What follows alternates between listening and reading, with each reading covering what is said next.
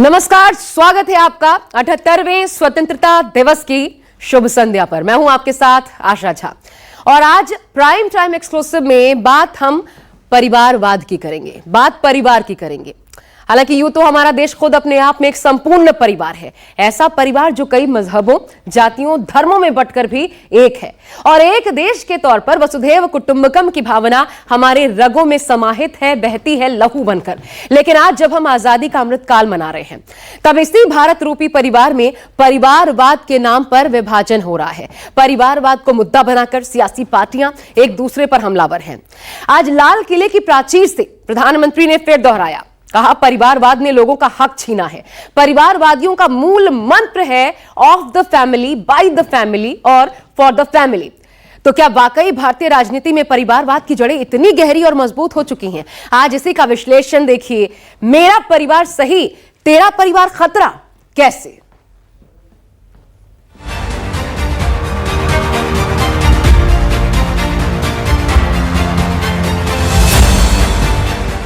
Fresh लोग राजनीति में आए ताकि जातिवाद से मुक्ति मिले, परिवारवाद से मुक्ति मिले।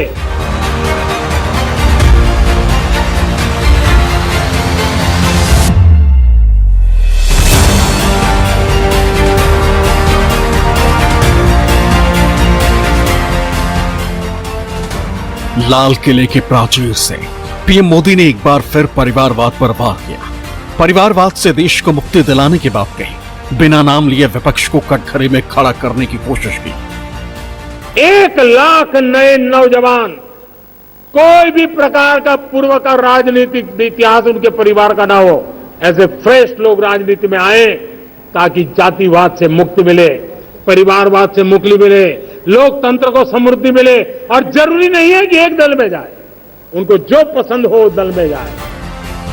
परिवारवाद राजनीति का वो शब्द है जिसके सहारे बीजेपी कांग्रेस के गांधी परिवार, यूपी में मुलायम सिंह परिवार, महाराष्ट्र का ठाकरे परिवार, शरद परिवार, बिहार का लालू परिवार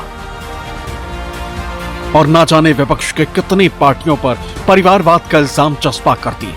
आरोप लगाती है कि देश में विपक्ष परिवारवाद को बढ़ावा दे रहा है। लेकिन जिस परिवारवाद का आरोप बीजेपी इंडिया गठबंधन पर लगाती है, तो सवाल बीजेपी पर भी उठता है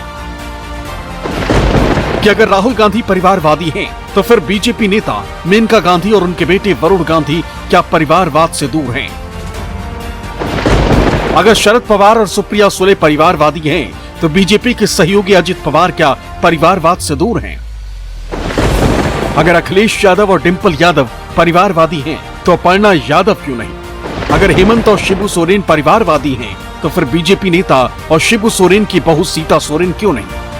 अगर लालू यादव और तेजस्वी यादव परिवारवादी हैं, तो फिर रामविलास के बेटे और केंद्रीय मंत्री चिराग पासवान क्या परिवारवाद का हिस्सा नहीं है? ऐसे नेताओं की लंबी लिस्ट है जो बीजेपी या उसके सहयोगी दलों में हैं और परिवारवाद से जुड़े हैं। यानी उस बात से इनकार नहीं किया जा सकता कि बीजेपी में वंशवाद नहीं है। ऐसे कई उदाहरण देखने को मिलते हैं जब बीजेपी ने अपने ही नेताओं के बेटे को टिकट दिया है। भले ही बीजेपी दूसरे दलों पर परिवारवाद और वंशवाद का आरोप लगाकर लगातार हमलावर रहती है, लेकिन बीजेपी भी इस मामले में पीछे नहीं है। ऐसे कई नेता हैं जो बीजेपी में शामिल हुए और उन्हें कई अहम पदों पर जिम्मेदारियां भी दी गईं। ऐसे ही नेताओं की बदौलत लगातार तीसरी बार केंद्र की सत्ता में आने में बीजेपी कामयाब रही है। पीएम मोदी ने कहा कि उनकी पार्टी देश में जल्द से जल्द 1 लाख नौजवानों को जनप्रतिनिधि के तौर पर राजनीति में लाना चाहती है, जिनके परिवार में किसी का भी कोई राजनीतिक बैकग्राउंड ना हो। 1 लाख नौजवानों को आगे लाना चाहते हैं जिनके परिवार में किसी का भी कोई राजनीतिक बैकग्राउंड ना हो, जिसके माता पिता, भाई बहन, चाचा, मामा, मामी कभी भी राजनीति में नहीं रहे, किसी भी पीढ़ी में नहीं रहे। ऐसे होनहार नौजवानों को फ्रेश ब्लड 1 लाख, चाहे वो पंचायत में आए, चाहे नगर पालिका में आए, चाहे जिला परिषदों में आए, चाहे विधानसभा में आए, लोकसभा में आए। बीजेपी जिन विपक्षी पार्टियों और चेहरों पर परिवारवाद का आरोप लगाती है,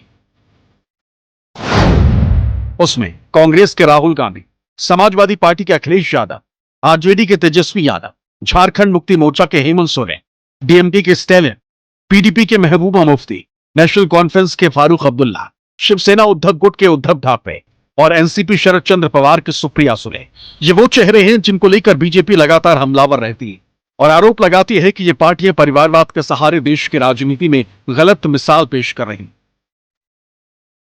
दरअसल बीजेपी की परिवारवाद की परिभाषा कुछ अलग है। बीजेपी का मानना है कि एक परिवार के कई लोग चुनाव लड़े और जीते वो परिवारवाद की श्रेणी में नहीं आता, लेकिन एक ही परिवार का अगर पार्टी को कंट्रोल करे वो परिवारवाद है। अगर किसी परिवार में अपने बलबूते पर जन समर्थन से एक से अधिक अनेक लोग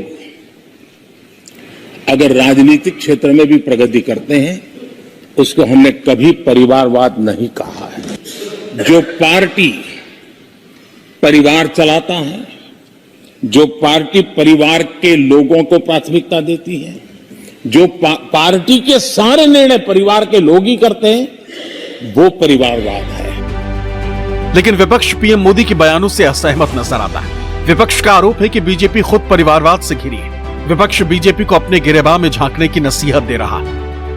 प्रधानमंत्री जी पहले ऐसे लोगों को ज्वाइन करें, उससे पहले ये सुनिश्चित करें कि राजनाथ सिंह के बेटे को पार्टी से कब निकालेंगे, पीयूष गोयल को पार्टी से कब निकालेंगे। सारा परिवारवाद जो भरा पड़ा है उनके यहाँ, उनको निकालेंगे तब न ज्वाइन कराएंगे, तब तो ज्वाइन कराने की बात आती है। विपक्ष का आरोप कहीं न कहीं सही नजर आता है। भले ही पीएम मोदी परिवारवाद पर विरोधियों को घेरते हैं, लेकिन एक सच्चाई ये भी है कि बीजेपी भी इससे अछूती नहीं। हार्वर्ड विश्वविद्यालय और मैनहेम विश्वविद्यालय के शोधकर्ताओं के एक अध्ययन से पता चलता है कि भाजपा भी इतनी अलग नहीं है। अध्ययन के अनुसार यदि 1999 के बाद से कांग्रेस के पास लोकसभा में 36 वंशवादी सांसद थे, तो भाजपा के पास 31 थे। वहीं अगर वर्तमान में मोदी कैबिनेट में परिवारवाद की बात की जाए तो पीयूष गोयल मां विधायक और पिता वाणिज्य उद्योग मंत्री, अटल सरकार में मंत्री रहे। निर्मला सीतारमण पति, सास और ससुर आंध्र के वित्त मंत्री, राजनीति में सक्रिय रहे। ज्योतिरादित्य सिंधिया पिता माधवराव सिंधिया केंद्रीय मंत्री, कांग्रेस सरकार में मंत्री रहे। राव इंद्रजीत सिंह पंजाब के पूर्व सीएम, केंद्रीय राज्य मंत्री राव बीरेंद्र सिंह के बेटे। धर्मेंद्र प्रधान अटल सरकार में मंत्री, शिक्षा मंत्री देवेंद्र प्रधान के बेटे। चिराग पासवान पिता रामविलास पासवान खाद्य प्रसंस्करण उद्योग मंत्री, कई सरकार में मंत्री रहे। अनुप्रिया पटेल अपना दल के अध्यक्ष रहे, केंद्रीय राज्य मंत्री सोनेलाल पटेल की बेटी। जयंत चौधरी पिता अजीत चौधरी केंद्रीय राज्य मंत्री, कई सरकार में मंत्री रहे। किरण रिजिजू पिता रिंचिन खारू अरुणाचल केंद्रीय अल्पसंख्यक मंत्री के राजनीति में सक्रिय रहे। यानी वर्तमान मोदी कैबिनेट में भी परिवारवाद की झलक साफ नजर आती है। सिर्फ इतना ही नहीं, बीजेपी ने भी 2024 के चुनाव में परिवारवाद के खिलाफ परिवारवाद का इस्तेमाल किया था। कैसे, ये जानना और समझना भी जरूरी हो जाता है। तो देखिए दरअसल हो क्या रहा है, नजर क्या आता है। विपक्ष के जिन चेहरों पर बीजेपी परिवारवाद का दरअसल आरोप लगाती है, उन्हीं चेहरों की सरपरस्ती में पले और बढ़े एक ही परिवार के दूसरे चेहरों को फिर किस आधार पर मौका देती है, ये सवाल उठते हैं। सवाल इसलिए उठते हैं इसके पीछे क्योंकि कुछ उदाहरण सामने आ जाते हैं। हमारे एक एक करके वो उदाहरण हम आपको दिखाते हैं। देखिए, जब मुद्दा परिवारवाद बना तो कौन साफ, इस लिहाज से आप समझने की कोशिश कीजिए। पवार परिवार में देखिए, शरद पवार, सुप्रिया सुले, अजित पवार यहीं से टूट के दरअसल गए परिवार का ही हिस्सा, लेकिन एनडीए ने लेने में इनको बिल्कुल कोताही नहीं बरती, तुरंत वेलकम किया गया। सोरेन परिवार में देखिए, हेमंत सोरेन, शिबू सोरेन पहले थे, उसके बाद सीता सोरेन। जब हेमंत सोरेन जेल जाने वाले थे, कौन सीएम का चेहरा होगा, उस बात पर ये इतनी ज्यादा बेफरी कि सीधा आ गई और बीजेपी ने इनको पार्टी में लेने में बिल्कुल वक्त नहीं लगाया। तो फिर ये क्यों? तीसरा, मुलायम सिंह यादव। अब यहां पर डिंपल यादव वर्सेस अपर्णा यादव, ये बार बार होता है कि एक चेहरे के समकक्ष अपर्णा यादव को खड़ा किया जाए, तो यह भी परिवारवाद का हिस्सा, लेकिन यहां भी बीजेपी ने आसानी से एक्सेप्ट किया। चिराग पासवान और पशुपति पारस, देखिए दोनों ही, क्योंकि वंशवादी राजनीति क्या नतीजा, और दोनों ही एनडीए का हिस्सा है।